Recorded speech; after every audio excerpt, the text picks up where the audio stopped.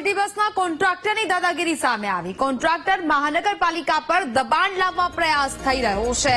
224 માંથી 142 city bus અને BRTS bus બંધ કરી દીધી। ડ્રાઈવર્સ પાસેથી પણ 2 શિફ્ટમાં કામ કરાવાતું હોવાનું ખુલ્યું। 8 કલાકની શિફ્ટ કરાતા ડ્રાઈવરની સંખ્યામાં પણ ઘટાડો થયો છે। કોન્ટ્રાક્ટર્સના પાપે રાજકોટવાસીઓની સુવિધામાં ઘટાડો થયો। આરએમસીએ 3 કોન્ટ્રાક્ટરને ફટકાર્યો છે। 14,20,000 રૂપિયાનો દંડ। અને હવે આ સવાલ સૌથી મોટા અહીંયા ઉભા થઈ રહ્યા છે કે આ પ્રકારની દાદાગીરી આખરે કેમ ચલાવી લેવાય છે।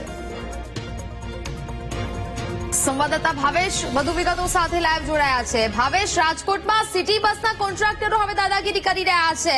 આખરે આ મામલો શું છે અને ક્યાં સુધી આ લોકોની આવી દાદાગીરી ચલાવી લેવામાં આવશે? હવે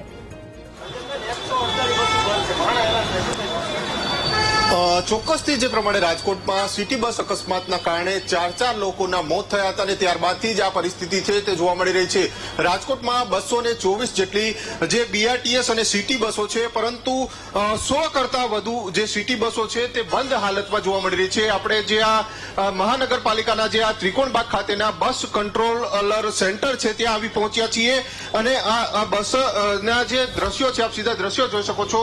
બસો છે તે એકલ દોકલ પ્રમાણમાં ચાલી રહી છે। મુસાફરો હેરાન પરેશાન થઈ રહ્યા છે। આપણે મુસાફરોને પૂછવાનો પ્રયત્ન કરીશું, કારણ કે મુસાફરો જે પ્રમાણે હેરાન થઈ રહ્યા છે, છેલ્લા ઘણા સમયથી બસની રાહ જોઈ રહ્યા છે, પરંતુ બસ છે તે ચાલતી નથી, આવતી નથી અને જેના જ કારણે આવા ધોમ તડકામાં મુસાફરો છે તે ક્યાંક ને ક્યાંક હેરાન થઈ રહ્યા છે, મજબૂર બન્યા છે, તડકામાં ઉભા રહેવા માટે મજબૂર બન્યા છે।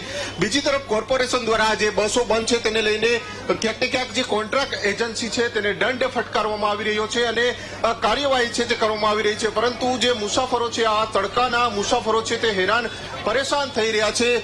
ભાઈ, શું નામ છે ભાઈ તમારું? જયભાઈ વ્યાસ। કેટલા સમયથી તમે બસની રાહ જોઈ રહ્યા છો? 10-15 મિનિટ જેવું થયું સાહેબ। આજે 100 જેટલી બસો બંધ છે, તમારે ક્યાં રૂટ ઉપર જવાનું છે? પ્રદ્યુમન પાર્ક ઉપર લાગે છે મળી જશે બસ? એ તો છે, આવશે એવું આવે છે એવું કહે છે, કારણ કે જે અકસ્માત થયો ત્યાર પછી જ આ બસો બંધ છે, મોટા ભાગની બસો બંધ છે। હાજી હાજી। બસ મેળવવામાં તકલીફ પડી રહી છે અત્યારે? 10-15 મિનિટ જેવું થયું, તડકો ગરમી બહુ છે, બાળકો હેરાન થાય છે। બાળકો સાથે પ્રદ્યુમન પાર્ક જવું છે, પરંતુ હેરાન પરેશાન। શું ભાઈ તમારું નામ? અજયભાઈ નો અજયભાઈ રાવલ। કેટલા સમયથી હેરાન થાવ? અડધી પોણી કલાકથી ઉભા છે અહીંયા। બસની કઈ વ્યવસ્થા નથી। ગરમીના બાળકો જો આકડું આકડું થઈ રહ્યા છે। ચોટી નથી સ્પેશિયલ પ્રદ્યુમન પાર્ક ફરવા આવ્યા છે, નથી કોઈ વ્યવસ્થા। તંત્ર સાવ બેદરકારીના રૂપે રાજકોટમાં જોઈ રહ્યા છો આપ। 100 કરતા વધારે બસો બંધ છે। 100%। ચોક્કસથી જે બહેનો છે, બેન તમારે બધાને ક્યાં જવાનું છે? બસની કેટલી સમયથી તમે રાહ જોવો છો? અડધી કલાક।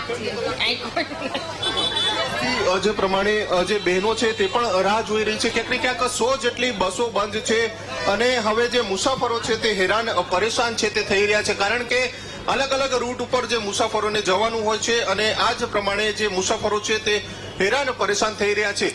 ક્યાંક ને ક્યાંક જે આ બસો બંધ હોવાના કારણે શહેરમાં જે લાઇફલાઇન કહેવાતી હોય છે, સિટી બસમાં મોટા પ્રમાણમાં લોકો છે, મુસાફરો છે તે અપડાઉન કરતા હોય છે, પરંતુ આ પ્રકારે બસો છે તે બંધ હાલતમાં જોવા મળી રહી છે, જેના કારણે ક્યાંક ને ક્યાંક સવાલો છે તે ફરી ઉભા થઈ રહ્યા છે।